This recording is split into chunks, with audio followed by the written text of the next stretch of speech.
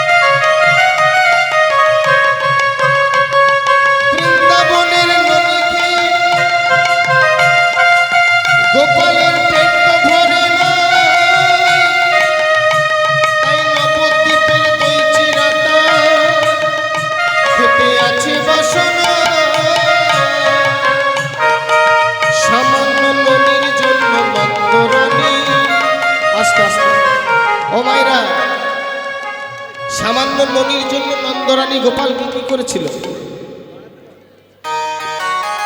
আপনারা তো ভালো বলতে পারবেন, আপনাদের বাড়িতেই তো ভগবান জন্মগ্রহণ করেছিল। সামান্য ননির জন্য কি করেছিল? হ্যাঁ, বেঁধেছিল। তাই কি বলছে? সামান্য ননির জন্য নন্দরানী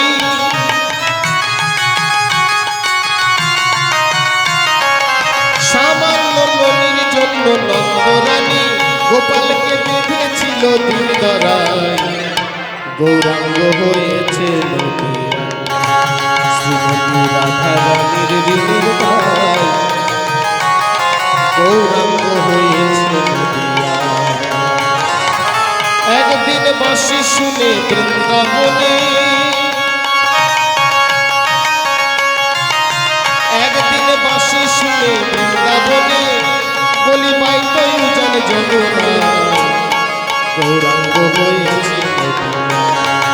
শ্রীমতী রাধা রানীর ঋণের দায়। দেখো দেখো গৌরাঙ্গ হয়েছে নদিয়া। তাই দিন বাঞ্ছিত ধন ওই ব্রজে না হইল পূরণ। এবে নদিয়ায় অবতীর্ণ হলে তাহারো তাজ আজ শ্রীধাম নদিয়া নবদ্বীপ মাঝে গৌরহরির ভাব বোঝা যাচ্ছে। এই কারণে একই অঙ্গে দ্বিভাবের উদয় ঘটেছে।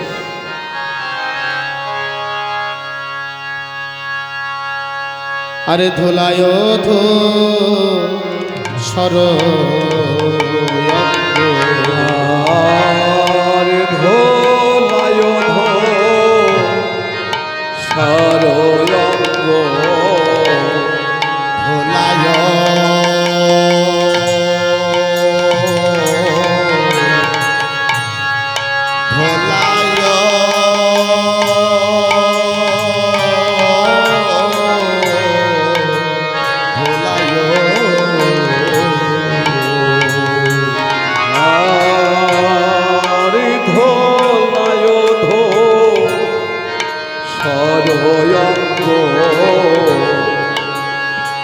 আরে গদ গদ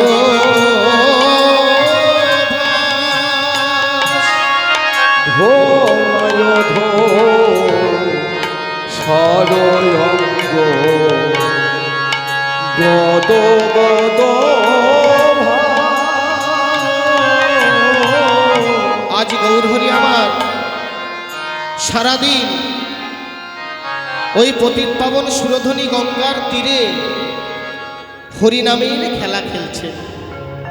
হরিনামের খেলা খেলেছে আর ধুলাই গড়াগড়ি দিয়েছে।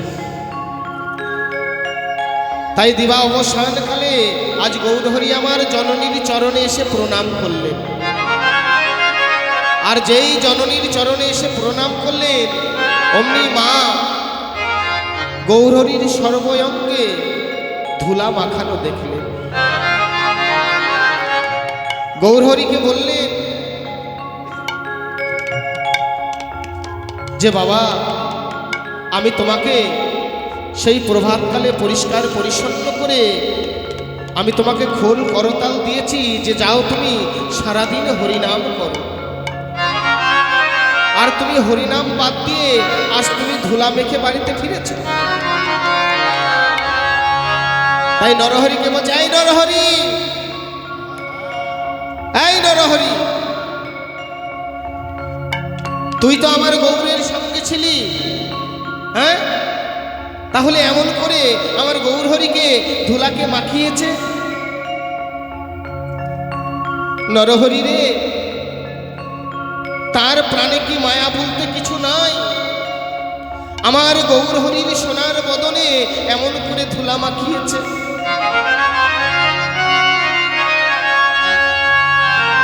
নরহরি নয়ন জলে